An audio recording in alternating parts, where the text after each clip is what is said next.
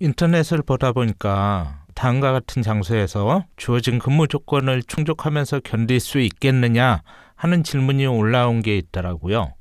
조건이 뭐냐면 근무 장소는 사방에 아무것도 보이지 않는 절외고도의 등대, 반드시 혼자 근무해야 하며 근무지를 이탈해서는 안 된다. 근무 기간은 2년이며 휴가는 없다. 2년 만기 시에 10억 원을 일시에 지급한다. 근무 내용은 밤에 불을 켜고 아침에 끄는 것, 일주일에 한 번 헬기로 15만 원 내외의 생필품을 보급한다.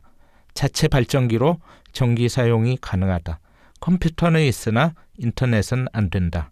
이런 조건에서 여러분은 2년 동안 근무를 하실 수 있을까요? 이 질문을 던져보면 많은 분들이 충분히 견딜 수 있다라고 대답을 하세요. 하지만 2년 기간을 채우고 10억 원의 거금을 손에 쥐는 사람은 장단컨대 단 한 분도 없을 겁니다. 1950년대에 캐나다 신경심리학자 도널드 헵이라는 분이 한 가지 실험을 했습니다. 학생들에게 매일 $20씩 주고 바깥 소리가 차단된 공간에 그냥 가만히 앉아있게만 한 거예요. 외부의 소리가 전혀 들리지 않고 에어컨에서 슉슉하는 바람 소리가 지속적으로 들렸고요. 그러다 보니까 참가자들은 자신의 숨소리나 심장박동 소리 또는 침 삼키는 소리 이런 것들을 전혀 들을 수 없었던 거죠.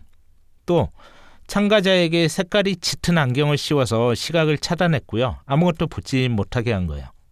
의자에는 엄청나게 푹신한 쿠션을 깔아서 허벅지나 엉덩이를 통해서 전달되는 감촉을 느끼지 못하게 했습니다. 여기에 요리장갑처럼 안에 솜을 두툼하게 된 장갑을 끼고 두꺼운 마분지로 만든 원통을 팔에 껴서 팔의 촉각마저 차단해버렸어요. 보면 시각, 청각, 촉각 같은 모든 외부 감각이 차단된 상태로 만들어진 겁니다.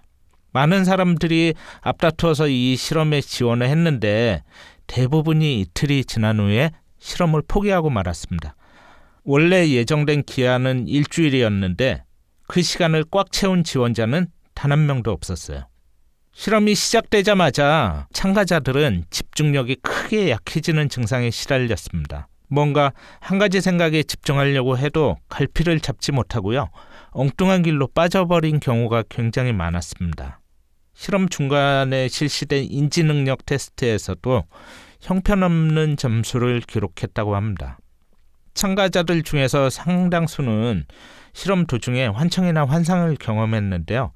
어떤 사람들은 음악 소리를 들었고 어떤 사람들은 조그만 다람쥐가 겨울용 부츠를 신고 배낭을 맨 채 실험실에서 활발하게 돌아다니는 광경을 봤다고도 합니다.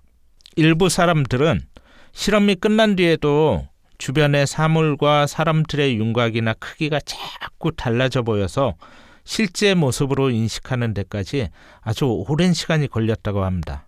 후유증에 시달린 거죠.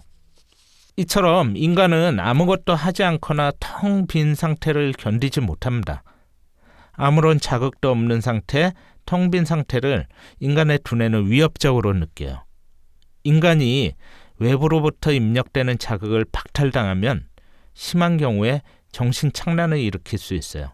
두뇌는 외부의 감각을 느끼고 그에 적합하게 반응하는 일이 주 임무예요. 그렇기 때문에 외부로부터 자극이 없어지면 두뇌의 모든 감각기관들은 할 일이 없어지는 거예요. 그러면 자극 없이는 견딜 수 없는 뇌가 스스로 일을 꾸며냅니다. 자극을 공급하는 거예요. 그래서 만들어진 게 환상이나 환청 등입니다. 절의 고도의 등대에서 근무하는 것도 비슷한 현상이 나타날 수 있다라고 생각할 수 있습니다. 때로는 사람들로부터 상처받아서 인간 세상에 대한 환멸을 느낄 수도 있겠지만요.